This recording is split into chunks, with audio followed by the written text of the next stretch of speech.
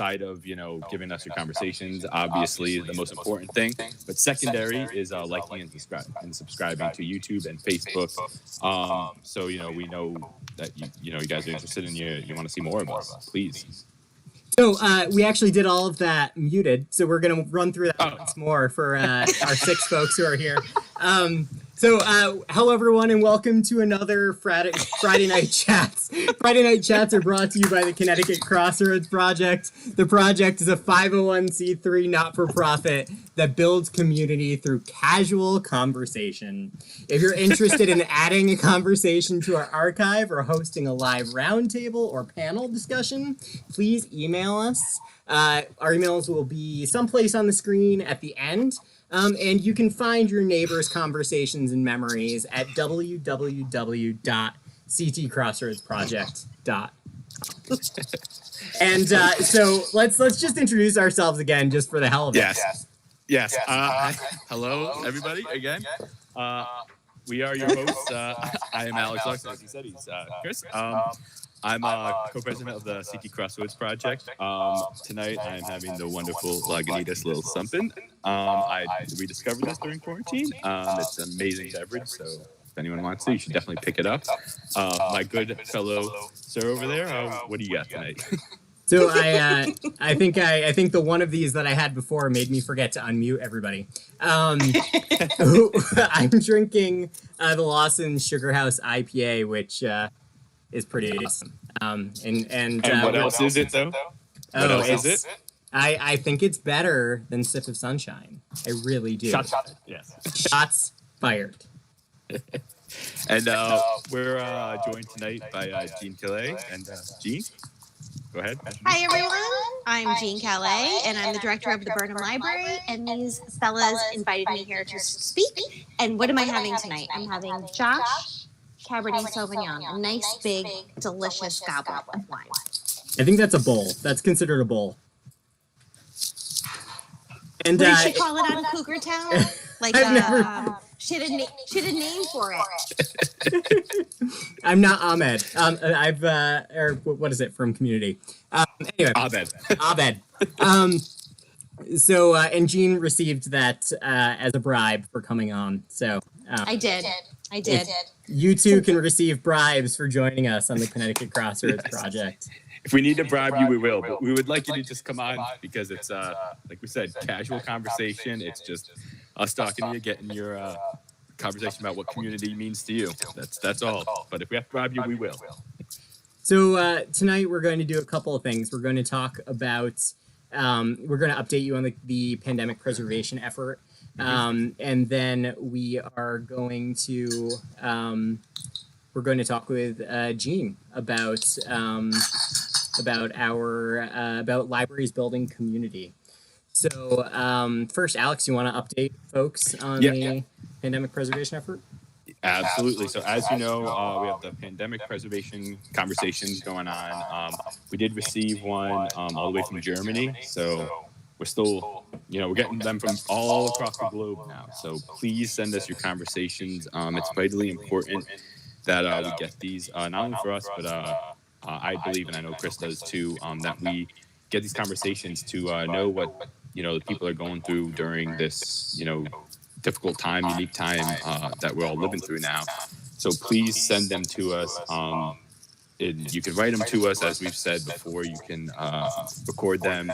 Obviously, recording's obviously preferable, but if you have to write them, you can email them to us as well. But we really, really want them. And as I touched on, and like I said, we did receive one about a week ago, 10 days ago, from Germany, and you can see it's a global phenomenon now. We've stretched the globe, Chris. We've crossed the globe. We're getting conversations from everywhere now. So. And not to cheapen this, but if you're so inclined, everybody who does send a memory in, we will enter them into a drawing for a $50 Amazon gift card. That'll be once we hit 100 memories. But I also want to kind of add to this, which is something that I don't think that I've been incredibly forthright with, is that you can also send us photographs, things that sort of symbolize. Oh, yes. We have a great photograph of me putting a mask on my son. And also, speaking of which, we love interviews from children. I interviewed my 3-year-old. It was a great experience, and you can check that out on our archive, ctcrossroadsproject.com. So, yeah. It's because it's affected us all differently. But, and I think we sort of have the spread of how it's just different glimpses of how it's affected folks just in this chat. So I think that's sort of interesting. Okay, folks, so let's dig in. Jean, why don't you introduce yourself? Hello, I'm Jean Kallay. I am the director at the Burnham Library, and Chris is my colleague. And I've met Alex through Chris, great guy, and I'm really excited to be here. Yeah, so Jean, we wanted to have you on tonight because I'm just making sure that everything is going all right with our stream here.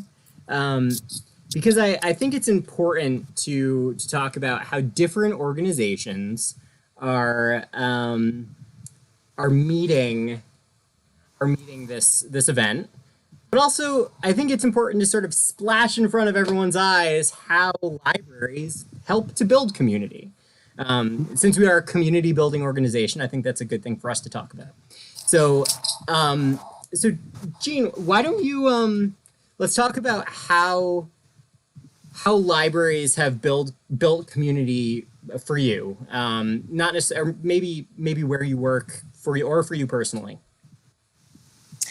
Well, I have to say that I don't live in the town that I work in, and the town that I do live in, which is Woodbury, I love it. I think it's a great town. I don't know many people. I kind of just know my immediate neighbors, but I'm not really involved in the town. The town I work in is Bridgewater, and it's an amazing town. It's so close-knit, and I really feel like that is actually, I've built my community through Bridgewater.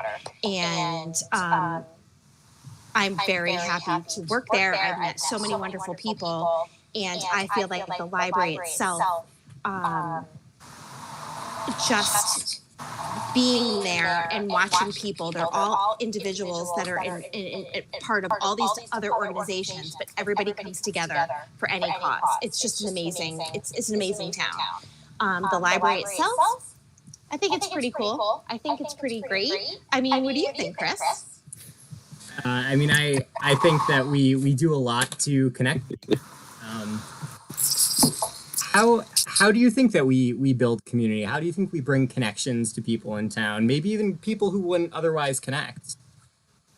I think that, there's been, I've read other articles where the librarian or the person at the circulation desk, they're like the bartender. I mean, people come in, they tell us their stories, they tell us, they touch base with us. We have our people that come in.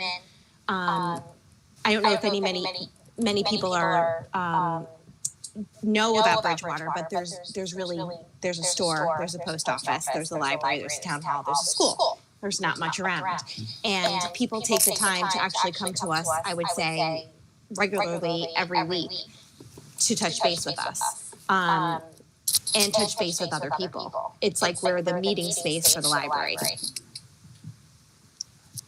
Yeah, I think, when you talk about community centers, I think libraries can very much be one of those. Absolutely. And I think the smaller the community, depending on the type of library and as the how engaged the library is with the community, it can become that space. So have you seen libraries in your time? Because you've worked in libraries a long time, Jean. I mean, have you seen that change? Like, have you seen how libraries engage their communities change? Can you hear me? Yes, it was like kind of like I have to say that, I've worked in different roles in different libraries. So I'm more one-on-one with the community, I feel like now. I'm more involved. I've worked I judged the tractor parade. I've worked with you, Chris, at the Bridgewater Fair. I've been involved with more town projects than I did with one of my other jobs. The other job I didn't feel as connected to the community, but that wasn't what I was there to work with the patrons that came in. I didn't really have that much, I don't think, a connection. Now I feel like the connection is very, very strong. And do you think that's just it's a facet of your role changing, or do you think it's a facet of how libraries have changed?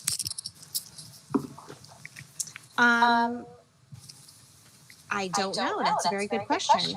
I mean, I think it's definitely a facet of my role because I have to be out there and speak with people. I don't get to just sit in my office and work on reports. I have to go out and and talk and engage with the community. But I think it might be the community itself. I think other libraries, I don't know, I can't speak for them, but I think that most libraries are trying to incorporate their communities and serve their communities in a larger role than just, here's a book, take it home. Right. Yeah, and I think we try to engage different communities. I mean, so Jen Bartlett is in the comments here. And I know, like, Jen is the board game librarian. And, like, finding those folks who maybe aren't checking out what we consider traditional materials, I think that's more and more important. And it's just not a matter of survival for us. It's a matter of what we do. Do you agree? Yes, I do.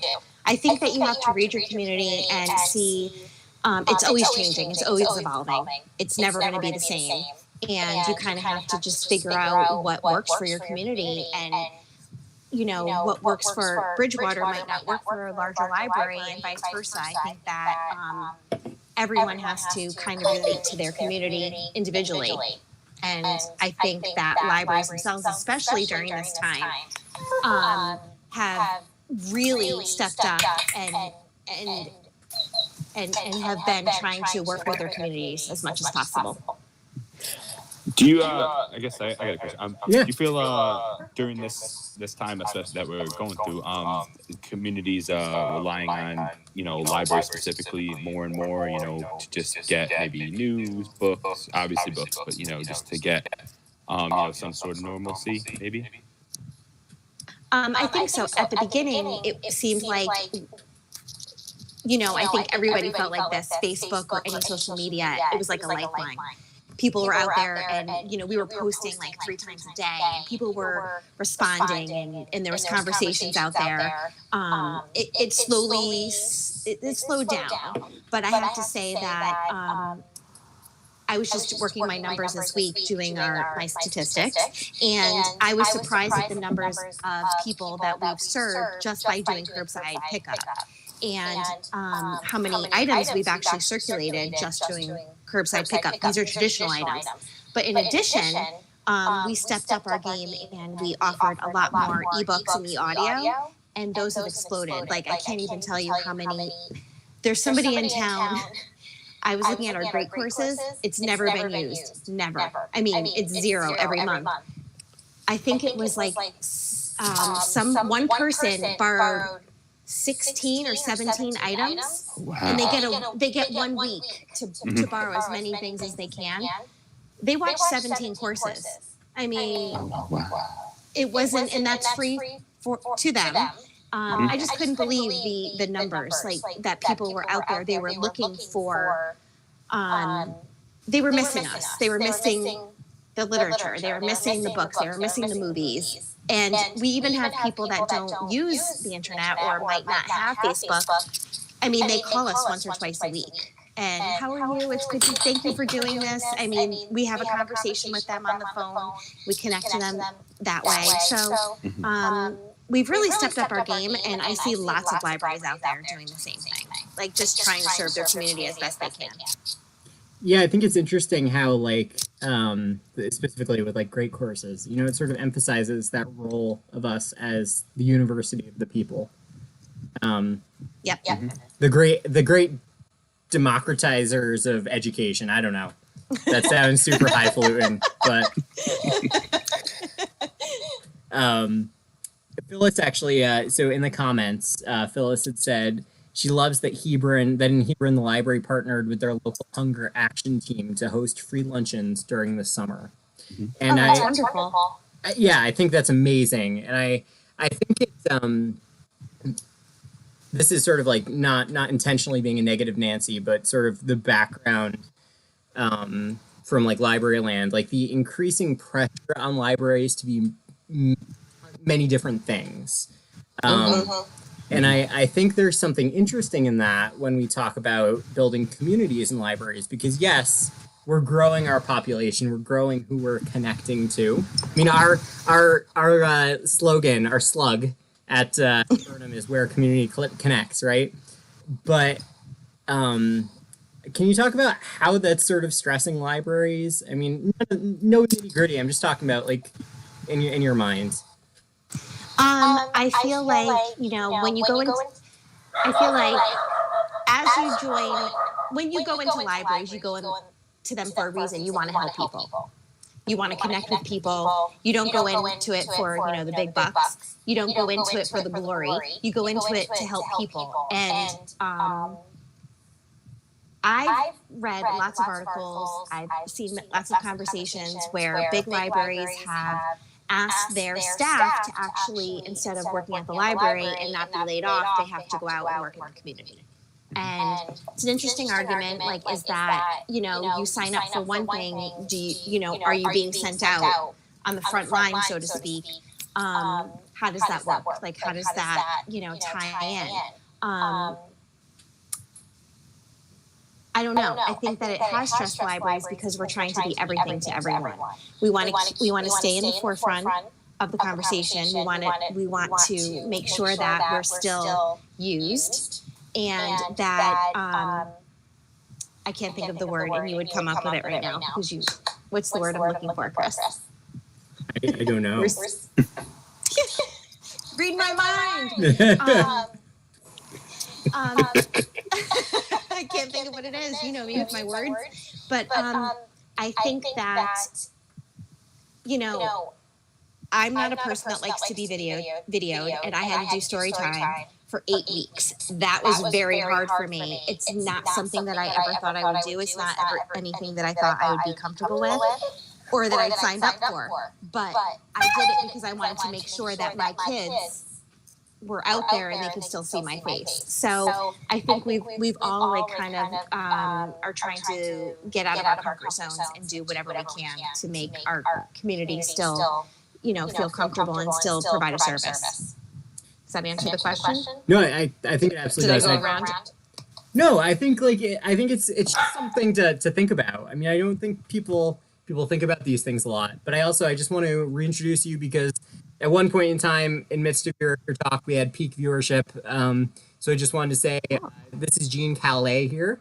She's the assistant director at Burnham Library in Bridgewater, Connecticut. Or sorry, I'm the director. She's the director. I am the assistant director. I forget that sometimes. And I'm Chris Fisher, the president of Crossroads Project, and we're here with Alex Larson, the co-president. So after that embarrassing gaffe there, Jean. No, it's okay. So I was also thinking about so we talked about how libraries are expanding what they do. We're talking about how libraries are meeting people where we need to meet them, which is important in expanding our roles and stressing ourselves out. How has that changed now? Like, how is COVID-19 and the pandemic and the fact that most of us are either working from home or not working at all, how does that change things? I don't know, Chris. How do you think Chris, what do you things? think? I've been trying to like pretend like I don't know anything about this, but I think it's amplified the need for libraries. I mean, Jen is in the comments, and I'd love to know her opinion too, because she works at a large library. But I think we more than ever have seen that people need us. Specifically, like certain populations really need us. And I think that we're connecting community by just being like, for in our case, Jean, we're connecting community by just being the voice at the other end of the phone. Right. Absolutely. I think it's also very difficult because this definitely showed us that, you know, we already knew that it was hard to reach everybody. Like, how do you publicize a program? You know, we do it on Facebook, we do it in our newsletter, which is in-house. We do it in our town, we do it here, we do it there. You know, and it's interesting because it goes to show you how many people are not connected that way. There's a digital divide, and you know, I just spoke with someone today who said, "Oh, you're open," you know, "Oh, your book drop's open," and we feel like we're hitting all of those marks, and we're out there, and we're trying to serve everybody, and we're trying to make everybody know that we're out there, and it's been hard to reach everyone. Besides calling everybody on the telephone. Right, and which we talked about. Like, we legitimately talked about making phone calls to check on folks. Yes. So Jen, in the comments, just said that as librarians, I think we're always redefining ourselves. Our priorities change with our community's needs. Yep. And I think that is probably, you know, that's, I don't know that that would have been the definition 20 years ago. Right. But we are sort of this amorphous blob now. Like, that sounds so silly, but like, I don't think that, you know, in library land and library schools, they throw out these comments about how we're all about information now. And that's how we sort of make ourselves relevant. We say, oh, we've always just been about information. Right. Yeah, maybe that's true, but I think the things that we're doing now sort of extend outside of that, and that's okay. And I think Jen's comment sort of exemplifies that. I heard at a library conference once someone say that that reference is dead, which is sort of the constant cheer of certain folks. Not you, Jen, because you're a reference librarian. And that programming is the new reference. And I think it's sort of an interesting idea. I don't necessarily believe it, but I think it's an interesting idea. And just sort of points to the fact that we've sort of spread our net, our collective net. Yeah. So Alex, do you have any other questions? So how are you guys, well, I guess I'll ask Jean. Hello. Hi. How are you guys expanding since, you know, we're, you know, living through the pandemic? How you guys offer, I know you touched on it a bit, you know, like drop off, you know, you can download, you know, all that, but are you doing anything, you know, to reach, say, the younger age groups, you know, kids, teenagers, anything like, you know, to get the younger community involved? We haven't specifically, like, teenagers are a hard group. And if you think about our town, we have 1,700, say, people in our town. Of that, there's 15 or 16 kids that are actually seniors in high school. So that goes to show you our teenage population. Yeah. So, you know, I don't think we've actually reached out. That's not to say other libraries aren't doing, like Jen's library probably has, you know, more of a connection with their teens. We've tried, it doesn't work.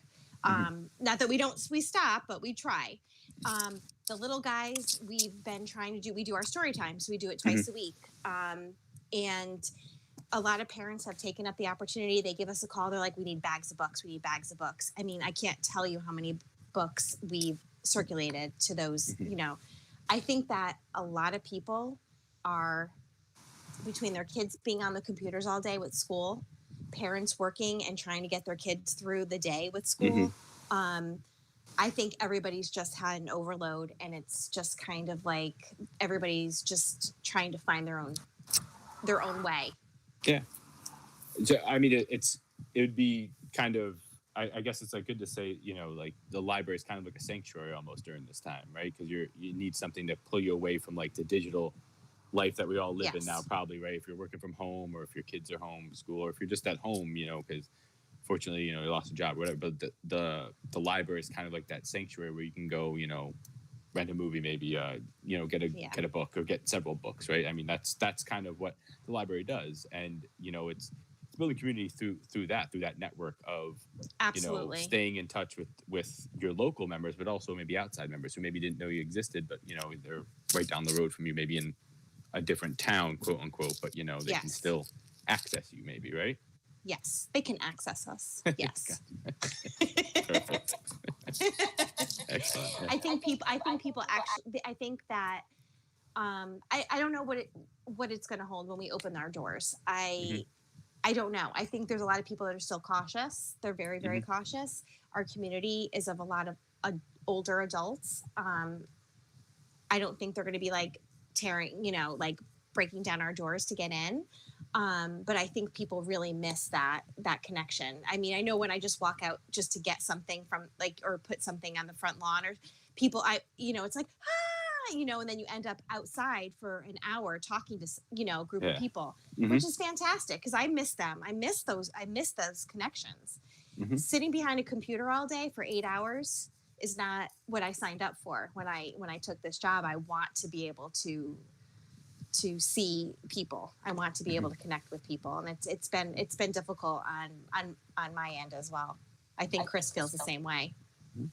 Yeah, I think that's an interesting point about how the career itself, and maybe that's a broader conversation. I don't know if that's something we dig into here, but like it's interesting how being that it's this, as I called it, an amorphous blob of job descriptions. I'm sure your teachers will really love that. Maybe you should bring that up. Yeah. That will be my thesis. The library. A blog. So I just want to update you all in the comments because I think it's great. We're getting some interaction here. We have Jen who said that. So Jen talked about how being away from her community during all this was horrible. She uses the word crushing. And our job is to help people. And when you're so limited, it's a hard task. And she also said that, Jean, you brought up a great point about the digital divide. And in that her community, it's huge. And that all these that there are all these people who are unfortunate in that situation. And her heart goes out to them. But we also, Rebecca Devine is in the comments. Hi, Rebecca. Hi, Rebecca. Hello, Rebecca. Ooh, that's a very sexy voice. That was. So say hello, Rebecca. I think maybe you have a career in some sort of telephone thing, Alex. I think so. Rebecca said that availability of reference is broad but discerning. Discerning valuable information is what's becoming important, and that's huge. And I don't know, maybe there's something to dig into with that, with the whole idea of building communities of knowledge. Like, so like how. I think there's something to say about, especially in this world of everybody taking sides, how, and I'm keeping this apolitical. I'm not digging into anything, but I'm just saying that libraries have taken a side in some ways. Like today, the ALA just released a statement on racism and xenophobia and like all this stuff. So if we're creating communities of knowledge, I don't know, what does that mean? Are we excluding people? Is it okay that we're excluding people who disagree with what we are calling knowledge? I don't know. There are big questions here, and like we can all just riff on it. Yeah, that's huge. That's huge. That's huge. I'm going to take a drink. I'm just gonna have some of my wine. So, like, in my opinion, I don't know. I've had this conversation with folks about how libraries as a whole are unbiased, but being unbiased doesn't mean not taking a side. And so I think that is the most important distinction. in all of this, and that's I think where probably we should just leave it. I think that's the most comfortable place to leave it for right now. Unless Alex, I know you're much more willing to just throw yourself out there. So, what do you want to say? It's all right. There's sorry. I don't know much about the ALA. No. Um, I mean, I know what it stands for. I know the acronym. I just don't know much about what they say. American Library Association. I know. Yes, I know. Yeah. And like, yeah, I mean, it's, this is all problematic because, if you think about the concept of neutrality, the American Library Association was neutral when it came to segregation. So, and obviously we came down on the wrong side of history in that. So, but anyway, so let's see, teens. Jen is talking about, she said, you'd think so, Jean, you'd think so. Teens are the hardest demographic. And I think she's referencing how it's probably there's a little bit more leverage in a more urban community to find more teens because of the population more than anything. And I think we've struggled with that. I think building communities of young people has been very hard, and I feel so old calling them young people. Oh, those young people. Those whippersnappers! Oh. I guess why do you guys find it harder, teens? Why do you find it harder to, I guess, connect with teens? Is it just because libraries fall out at a certain age group, you find, and then they come back in, an older demographic, or is it? I mean, I know Bridgewater might be a little bit different because there's not many teens, 17, 18 teens, you said, 10th grade or 13. Yeah, well, I feel like, we definitely have a connection. Like, we have teens that have grown up with us and, they become our page. They volunteer. We're still in contact with them after they leave, they're at college. We still connect with them. I just think that our teens in our town, because that's all I can speak for, they have so much going on. Not only, is it, through their studies, but, with sports and music and theater, and they have a wonderful library up at their school. I think that they're just pulled in so many directions. And we do have, if I ever need anyone to help, I just make a call and those kids will come and they'll help us out with something. It's not that. And we do have, I just think that they are getting their resources elsewhere. But if we ever needed them to come in and help us, we have a good group of kids. Even when we did our move, when we opened our Susan Barris MD Youth Learning Center, we had a lot of kids come and help us, and they didn't have to do that. They wanted to do that. Have I seen them since then? No. They have sports. They have all these other things. But they know, where to find us. It's not like that. I think we're still part of their life, and they still have good. I don't know, Chris, do you feel this way? I think that they have good memories and they have good connections. Like they always know that they can fall back on us. Yeah, I think probably one of the best things about our library, and I think most libraries feel this way now, is that it's about building good feelings toward the library. So we're not about like shushing people or forcing books down their throat or whatever. We want them to come and be happy that they're in our space and view it as a safe space. So I think that the kids that we managed to sort of pull into our group, into our web of deceit, they stick around and like they keep coming back. And I think we can say that about folks who have moved away. I mean, I'm thinking about the Taylor boys, and they all these people have special memories about the library. I'm not going to say us because obviously there can't be any good memories about Eugene, but that's true. I think it's interesting, and I think it's good, and I think we try to build a community of youngins in our own way, because we have 3 in town. But I was thinking about this as you were talking, and I'm wondering if you have any comments on it, and you might not, but because I mean you worked in Bethel Library. You worked in Southbury too, right? No. No.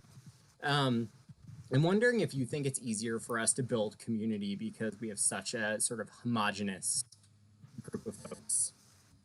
I don't know. That's a really good question.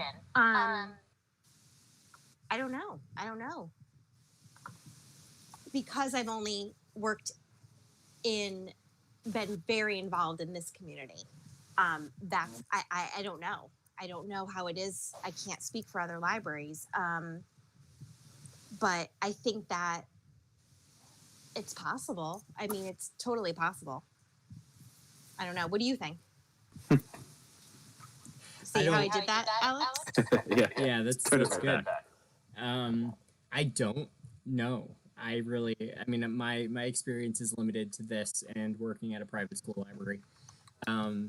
I think we have our own challenges. Every library has its own challenges building community, whether it's a large public library in an urban environment or a small rural library or I don't want to call us like a small rural library because I think even though we fall into that classification, it's sort of a misnomer. Right.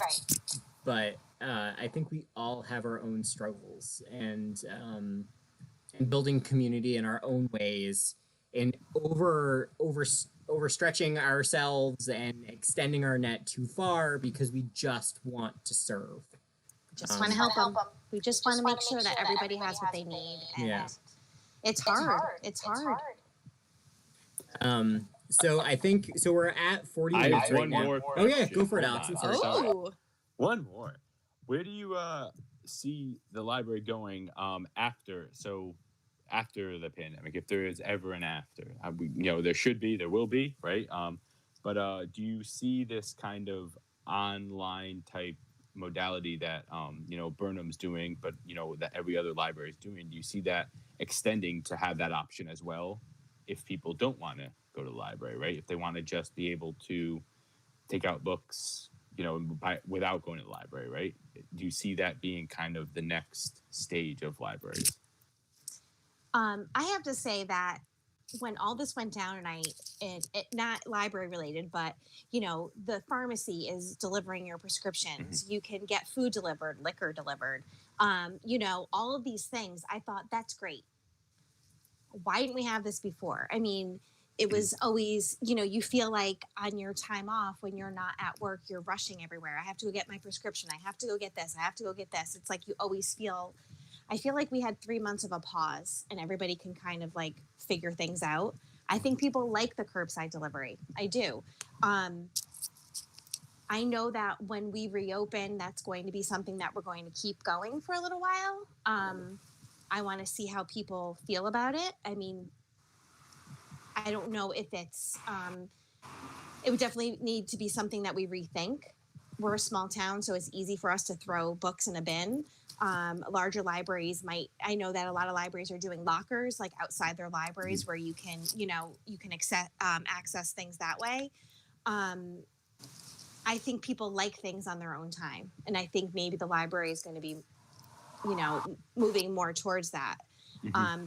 Getting their books whenever they need them, maybe not during our open time. However, aside from physical materials, we found that we've tried to do virtual programs and they've not been successful. We've canceled a lot of them for older people. I don't know if that's going to be something. I know that it's not working for us. I don't know about other libraries. Mm-hmm. Story time, Chris and I have talked about this, still having that available, maybe recording it and having that available. But having those people still attend, I think that's what people are looking for. People are looking for coming in. Mm-hmm. Those people that are in the digital divide are coming in because they want to talk to us. And then those people that want the convenience of a curbside are going to be looking for that. So it's, again, kind of trying to serve everybody with whatever little resources you have. But I'm hoping that, in the next 6 months, we can start having programs back in our library again and seeing our little guys and our, I miss seeing the kids. I really do. And I don't know. That's how I kind of see it. And you miss seeing Rebecca Devine too. I do miss seeing her. She never comes in. I never see her. Rebecca Devine. So, two things. Rebecca Devine actually made some comments. But first, Claudia, Jean, you're going to have an issue with this. Claudia said that she'd love to work in the library mostly for the peace and quiet. Oh, it's not quiet. Not a thing. Not a thing. Also, so Rebecca said that someone who goes to libraries, they have different vibes. A small library allows you to develop a personal relationship with a larger percentage of your clients. Yeah, I think, and that's what I know. And I apologize for talking for you, but that's the most important thing about Burnham to me. Yeah, yeah. Absolutely. Man, that I self-identify as an introvert, but that one-on-one connection with folks, being able to ask them how their kids, their grandkids are, or you know, how they're feeling, or like being personally like on my off time worried about a patron because I haven't seen them in a long time. That's what we're about. Whoa, Alex, what is going on? It's like Blair Witch Project. I'm okay. Don't worry, I'm okay. But then, like, in it, like, sort of in a much more personal way, that, like, that whole thing about, like, you know, Phyllis just said that she misses in-person story times, and, like... I do, yeah. Right, that relationship that you have with my kids, and that, like, that just... It feels like home. Absolutely. That's exactly what it is. I couldn't imagine being anywhere else. Yeah.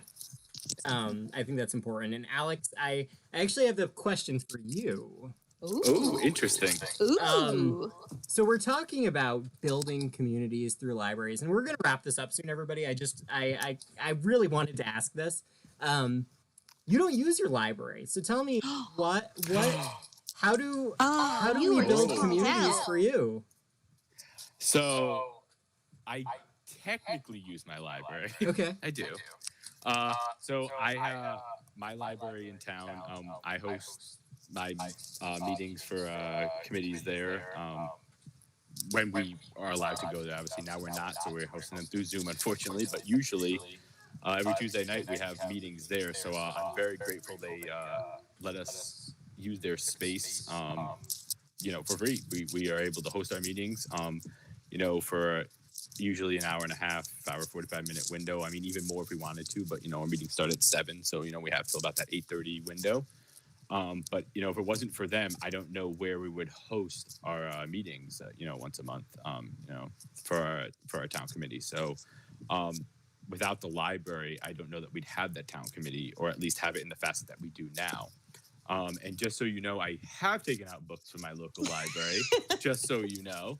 And it just so happened that it was a Noam Chomsky book that I couldn't find anywhere else but my library. So I didn't know that you knew how to read.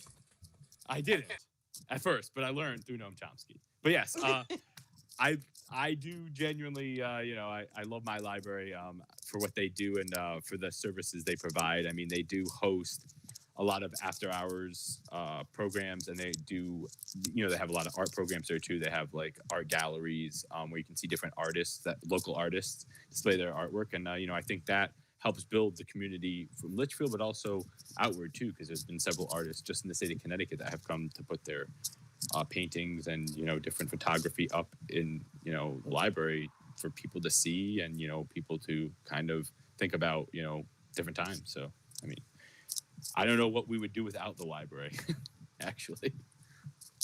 Okay, so this is like a fast quiz.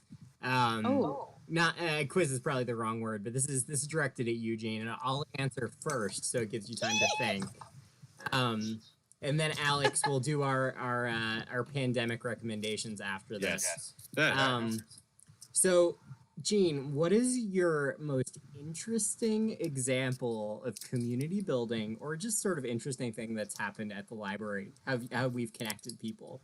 Mine is when we had that guy randomly walk in who apparently was from like Nebraska or something, and his family was originally from Bridgewater, like his ancestors, and he like wanted a walk around the library, and he wanted more information on the house that's located next to the library, because he wanted to have us and the Historical Society host a Okay. host like a thing, like a reunion, be like a stop on a reunion tour. I mean, what's cooler than that, right? Like we not only are we connecting community, but we meet some of the neatest people. So, how about you? Do you have any? That's totally in your wheelhouse. That's like all about. Oh yes, look at. Oh, history. What do you want to know? I have to say that I had been wanting to do the trivia night forever. Like I had been like wanting to do that for so many years, and when we finally did it, I was so excited. I thought it was such a hit. Not only that, but it was my perfect. You know, it was our little London pub trivia. It was so fun. So good. So good. And I loved that there was people there from that I wouldn't even think would have come. There were people that I had never actually sat in a room with that I was so excited that they were there and that they saw us for something other than what people just typically think about a library. And I thought that event in itself, I mean, I had been there for, I don't know, 17 years or 16 years up until that point. And when we finally had that, I thought it was one of the best events. That and when we had the Music on Main, again, another event that we co-hosted with the town, and seeing people come out from all over, not only just adults, but kids and people just running around. And it was like the true idea of a small town. Kids running all over the place, I just thought it was one of the best events we've ever had. Yeah, I have that one picture of a few like friends at the library dancing, and it's like my favorite. I use it in like any sort of publicity that I possibly It's amazing. Can. Alex, do you have special memories, libraries and community building, how they made you a better person, how they didn't make you a delinquent? Ooh. Wait, they did make you a delinquent? You're not a delinquent? I mean, I guess, maybe. Who knows? It's out there. It's out there.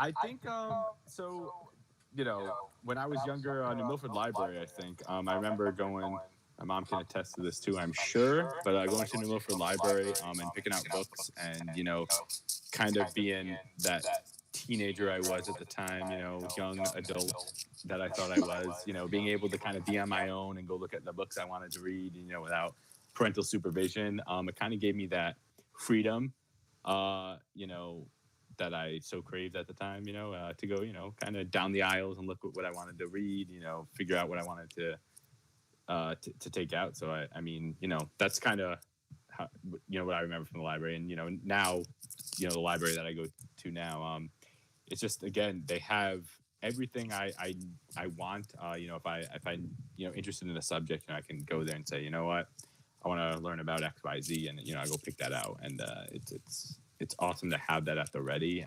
You know, and I hate reading from a screen, honestly. I love the hard text in my hand. Absolutely. I hate reading from, you know, whatever, Amazon, whatever the heck they make. I don't even know. You see, it's called a Kindle. A Kindle. You see, I'm old. See, there you go. But I love the hard book. I love having a book in my hand and reading it. So, you know, I love going to the library and picking out and getting books. And I think you bring up a really interesting point, and like I feel like I keep saying, "Oh, we're going to end soon," and then we don't. But this whole notion of libraries giving people, specifically young folks, like this freedom, you don't necessarily have in any sort of situation, any other situation. Complete and utter access to information, which maybe isn't the same as it was maybe 20 years ago, but an interesting point in that. And I also think there's an interesting point. Several people have said how much they love Hoopla or Libby or these digital services and how they connect them to the library. But it's no replacement for visiting us. And like that's not meant to be librarians. Oh. It's meant to be that libraries are a place to connect with other folks. not librarians per se, but maybe your other community. I mean, like we did on Music on Main, like Jen does with board games. Yeah. It's and to meet other people with different ideas, different perspectives, and I think that's a good place to sort of. Jean, you are awesome. You are a fabulous director, and Oh gosh, thank you. please, yeah. Let's we should definitely have you on again because I think we could probably be talking for like another hour. Absolutely. Oh my gosh, maybe we could talk about television programs because I'm really good with that. British, how TV builds community. That actually is a really interesting. See? When we bring up that one, you will be the first person to come on. Because that's actually very good. How television builds community. Okay, so folks, we're gonna do our recommendations. There are 10 people on here. I don't want you to leave because we have to talk after this. But first, quarantine recommendations. Alex, do you want me to start? Jean, do you want me to start? Who wants to start? Jean starts. Go. She's the guest. Wait, what are we recommending? Anything It's you just, want. whatever. Do you want us to start? Recommending. Okay, recommending. Ice cream. How's Yes. that? Ice cream. Just had it last night for dinner, today for lunch. Netflix and chill from by Ben and Jerry. Delicious. Drink. I love a nice vodka seltzer. Yes. Third, TV show. Oh my gosh, Netflix. I'm probably gonna say it wrong. I'm gonna butcher it. Haji. I don't know. I could type it later. I could have Chris type it. Amazing. It's worth. I actually cried at one point because it was so beautiful. Book. I'm reading this one right now. Oh. Is it backwards? Yeah, And you're perfect. it's actually so now I'm watching the Hunger Games because I want to. It's really good. It's about President Snow before he was President Snow. And what else? I don't think I have any other recommendations other than I don't know. I don't have anything else to say. Claudia says she definitely supports Ben and Jerry. So actually, I'm going to write in Ben and Jerry for president. Okay. So, okay, my recommendations are I have two. I'm cheating. I have two too, so good. Okay, so first is a movie. It's a guilty pleasure. It's called Ready or Not. It's a horror thriller. It looks bad, but just watch it. It's really good. And the actress who the lead actress is awesome. She's so good. The second recommendation I have oh my gosh, what was I going to recommend? What's the second thing? Well, you guys can come back to me. Alex, what are your recommendations? So I have a Netflix recommendation as well. Space Force. I just started that. So it's like The Office meets space. It's very comedic. It kind of gets it through the days now, and it's really funny. I definitely recommend it. You can binge watch it in probably a day if you have the time, maybe a weekend if it's raining out for sure. And I want to recommend this because I just started reading it. With everything that's going on. James Baldwin, The Fire Next Time. I just started reading excerpts, but I'm actually getting the book, the hardcover, because I really want to get engrossed in it. But it's just nonfiction, personal essays from his life about, essentially, really segregation, what's going on in the country. This is taken on his time in the 50s and 60s, but, it's definitely relevant today. And there's obviously parallels from his time growing up to now, but it just kind of strikes that chord with me. Get involved and kind of speak out when you see things that are that shouldn't be there. Things that need to be spoken out about. And it's a really good read so far. Again, I'm reading excerpts, so I'm getting the book hardcover because, like I said, I can't read much online anymore. My eyes, they're dimming out on me already. My own eyes. Yeah, this dude right here. This dude That's what happens when you get 40.